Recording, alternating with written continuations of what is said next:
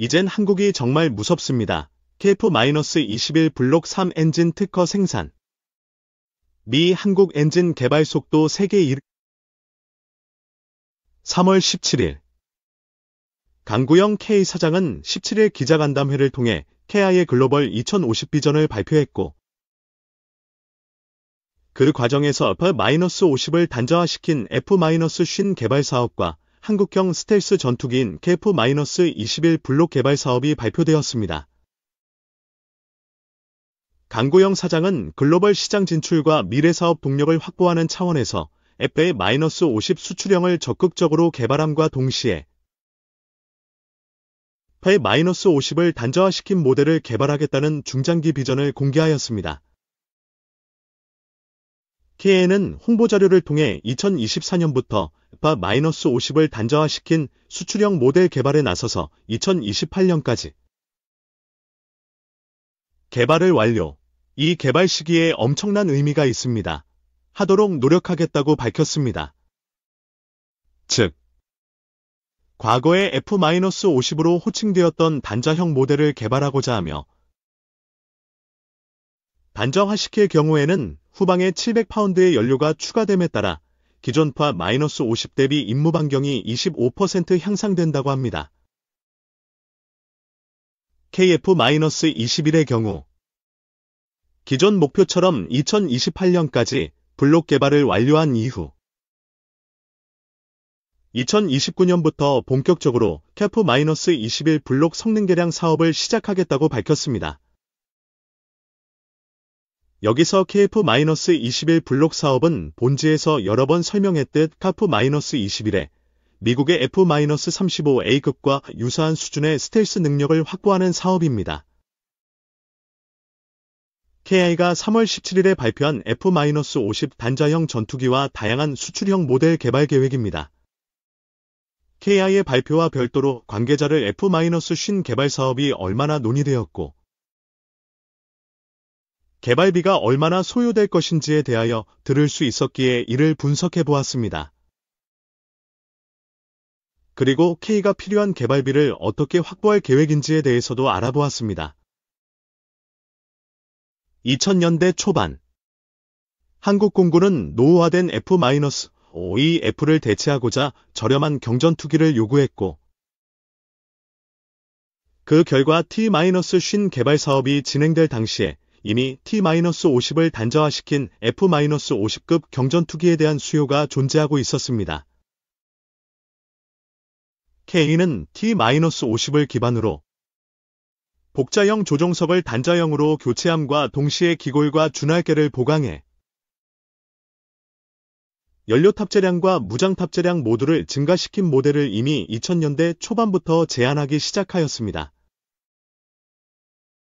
2000년대 초반 KI가 공개한 F-50 단자형 전투기 개념도이다. T-50을 단자화시킴과 동시에 신형 레이더와 무장체계를 갖춘 소형 경전투기를 개발하고자 했습니다. 한국 공군도 어느 정도 관심을 표명했지만 문제는 단자형 모델은 사실상 새로운 기종에 가까워 개발비가 당시 기준으로 5조 원 정도가 필요할 것으로 예측되었다는 점입니다. 필자는 5조 원에 달하는 개발비가 필요하다는 점을 잘 이해하지 못했지만 KI의 전문가는 후방 조종석이 사라지는 것은 FA-18CD가 FA-18EF 슈퍼 호네드로 개량된 것과 비슷한 수준의 개량 사항을 의미한다고 설명해 주었습니다. 더욱이 2000년대 당시의 F-50 사업은 단자형 조종석 외에 보다 발전된 레이더와 임무 지원 체계,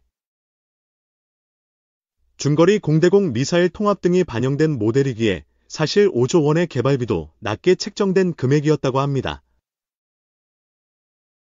다른 사례로 KF-21의 함재형인 KF-21N의 개발비의 경우 방위사업청 용역 결과는 1조 8천억 원, KI의 독자적인 개발비 연구 결과는 1조 원 정도였습니다. 멀리 볼 것도 없이 동체 구조가 전혀 바뀌지 않은 F-50 개발비만 해도 무려 4,081억 원에 달하였습니다. KIA가 공개한 카프-21N 함재기 모형입니다. 방사청 용역 결과 개발비가 1조 8천억 원으로 분석되었습니다. 당시 한국 공군은 엄청난 개발비에 놀랐고 그 결과 F-50 대신에 T-50을 일부 개량한 F-50 모델 60대를 F-5A B 대체용으로 발주하게 됩니다. F-50 경전투기는 2011년 12월에 생산 계약이 체결되어 2013년부터 실전 배치가 시작되었으며 2016년까지 60대 생산이 완료되었습니다. KIA는 2013년에 F-50 총 60대를 1조 8,100억 원에 수주했다고 발표한 바 있으므로 개발비를 제외한 기체의 순수한 생산 가격은 약 300억 원 정도입니다.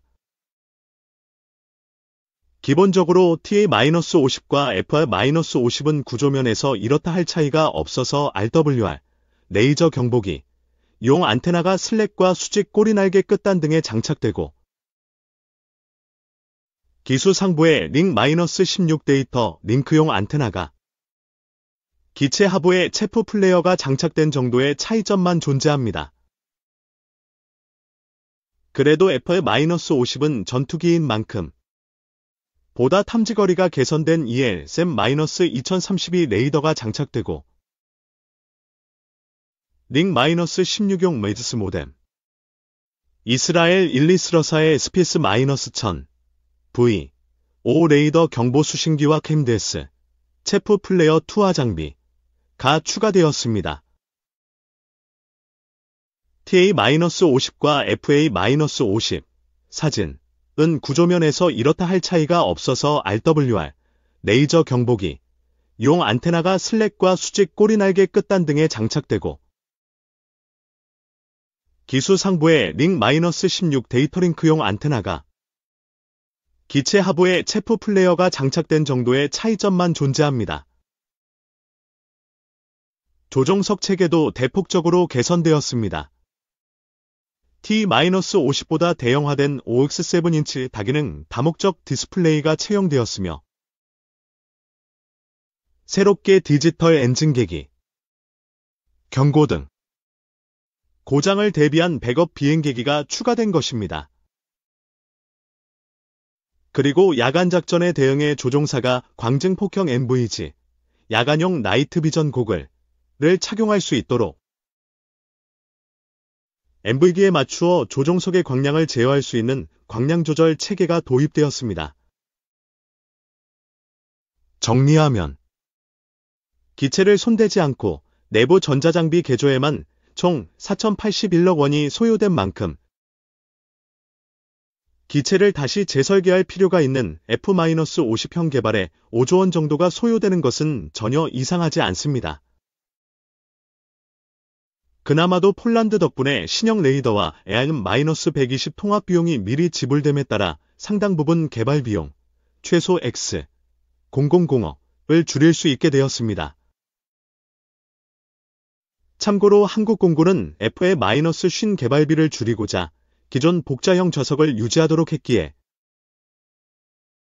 단순한 공중초계나 공격 임무를 수행할 시에는 한 명의 조종사만 탑승한 상태로 운용하고 있습니다. F-50 사업이 시작되면 항속거리 연장부터 시작해 무장 능력 향상, 엔진 교체 등의 다양한 성능 향상 계획이 진행될 수 있습니다. KIA는 그 누구보다 막대한 개발비, 그것도 혼자서는 지불할 수 없는 개발비를 잘 알고 있음에도 왜 단자형 F-50을 개발하겠다는 비전을 발표했을까요? 먼저, F-50 수출이 활기를 띠고 있다. 수출량을 보면 F-50, T-50을 합쳐서 필리핀의 12대, 인도네시아의 22대, 태국의 14대, 이라크 24대, 폴란드 48대, 말레이시아 18대를 합쳐 총 138대가 수출되었거나 발주된 상태입니다.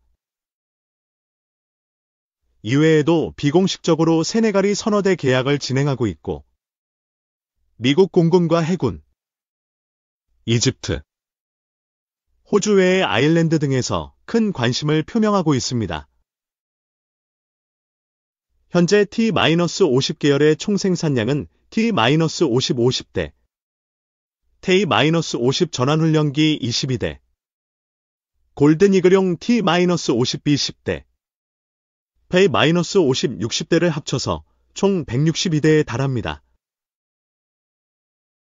여기에 수출 수량을 합치면 총 수량이 드디어 300대에 도달하였습니다. 폴란드가 F-50 경전투기를 도입한 배경이나 전 세계적으로 F-16급 혹은 F-50급 전투기 소요가 발생하는 배경에는 우크라이나 러시아 전쟁이 있습니다. 도대체 어떠한 교훈이 폴란드로 하여금 F-50을 선정하게 했는지에 대해 자세히 분석해 보았습니다. 폴란드, 사진와 말레이시아 수출에 성공한 F-50의 경우 수출형 F-50 블록 10을 기반으로 S의 레이더와 AIM-120을 추가해 블록 20으로 향상된 모델입니다. 한국의 F-50이 수출에 성공한 배경은 앞서 분석했듯 최신 S의 레이더와 AIM-120 통합 능력을 갖춘 상황에서의 가격이 약 X0 0억 원 수준에 불과하다는 점이다.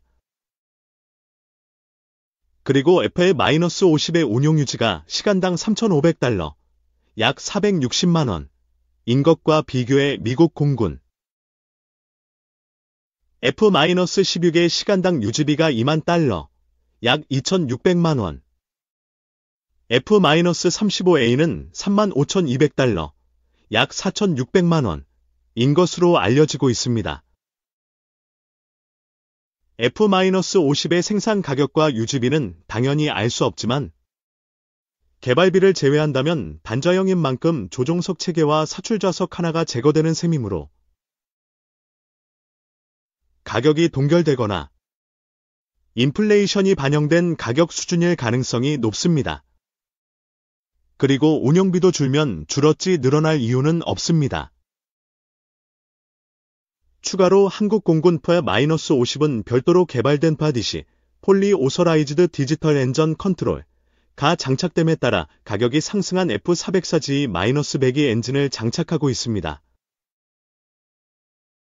이 엔진을 KF-21에 탑재된 F-414-400K로 교체할 경우 큰 비용 증가 없이 추력이 24%가량 증가되므로 상당한 성능 향상을 실현할 수 있습니다. F-50의 수출 경쟁력에 대해 밀리터리 리뷰이지 2304호를 통해 자세히 분석해 보았습니다. KA는 F-50을 개발하면서 한국 정부와 공군의 강력한 후원을 원하고 있습니다. KA가 정부와 공군에게 어떠한 요구를 할 계획이며 사업이 어떻게 진행될 가능성이 높은지에 대해 자세히 분석해 보았습니다. KA가 F-50 블록 10을 위해 개발한 300갤런 연료 탱크 장착 능력을 보여줍니다. KA가 해외 수출 시장을 개척하거나 한국 공군의 저가형 전투기 수요를 충족하기 위해서는 분명히 개량형 모델이 필요하다. 그런데 굳이 F-50 기종을 개발하면서 5조 원의 개발 예산을 투입할 가치가 있을까요? 먼저 F-50은 기체 내부에 2150리터의 연료만 탑재할 수 있을 뿐이고 현재 150갤런 연료 탱크 1개를 운용할 수 있을 뿐입니다. 가장 기본적인 운용 패턴인 중앙 파일론에 150갤런 연료 탱크 플러스 AIM-9리터 2발 플러스 -65 마베릭을 탑재한 상태의 전투 행동 반경이 444km에 불과합니다. KA는 F-50의 후방 좌석을 제거하고 연료 탱크를 집어넣는 방법으로 X0 0LBS, XSX 4kg의 연료를 기체 후방동체 내부 공간을 개조해 연료 탱크를 설치함으로써 XX0LBS, XSX 8kg의 연료를 추가로 탑재할 수 있다고 밝혔습니다. 본 문제점에 대응해 300갤런, 1135리터 연료탱크 장착 사업이 진행됨은 물론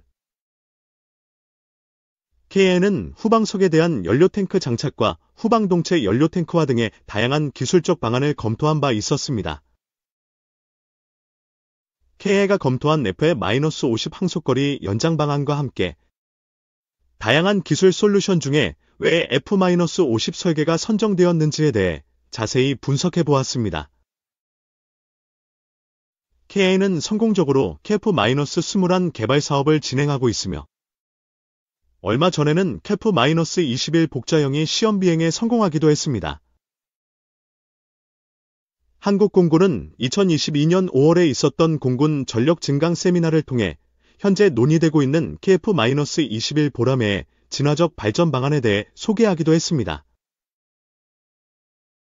KF-21 보라매의 내부 웨폰배에는 AIM-120 암람 X발 혹은 암람 X발 플러스 GBU-39 스티비 X발을 탑재할 수 있습니다. 주요 내용은 블록 단계 2028년까지 에서는 KF-21이 기본 비행 성능을 구비함과 동시에 공대공 전투 능력을 확보할 계획입니다. 그리고 KF-21에 이미 다양한 스텔스 기술이 적용된 상태이므로 우선은 그대로 운용할 예정이다. 블록 단계인 2028에서 2032년 사이에 공대지 능력과 함께 IST, 적외선 탐색 추적 장치와 EOTGP, 전자광학 표적 지시 장비, 운용 능력을 확보할 계획입니다. 그리고 KF-21의 주익 전면부 등의 주요 부분의 램, 레이더 흡수 페인트를 도포함으로써 스텔스 능력을 보다 보강할 계획도 진행되고 있습니다. 이와 동시에 KF-21 조종사 훈련, 초저공 침투 폭격, 한국형 무인 전투기 운용 등을 고려해 KF-21 복자형이 현재 개발되고 있습니다. 국방과학연구소는 항공기 통합설계 프로그램 MEI를 개발해 이를 가지고 KF-21을 설계했으며 설계 초기부터 사진과 같은 내부 웨폰베이 장착이 고려되고 있었습니다. 한국공군은 2040년 이전까지 한국형 무인 전투기와 연동한 유무인 전투 비행 체계, 편대 간 고속 데이터 링크, 추가적인 스텔스 기능을 확보할 계획이라고 발표한 바 있습니다.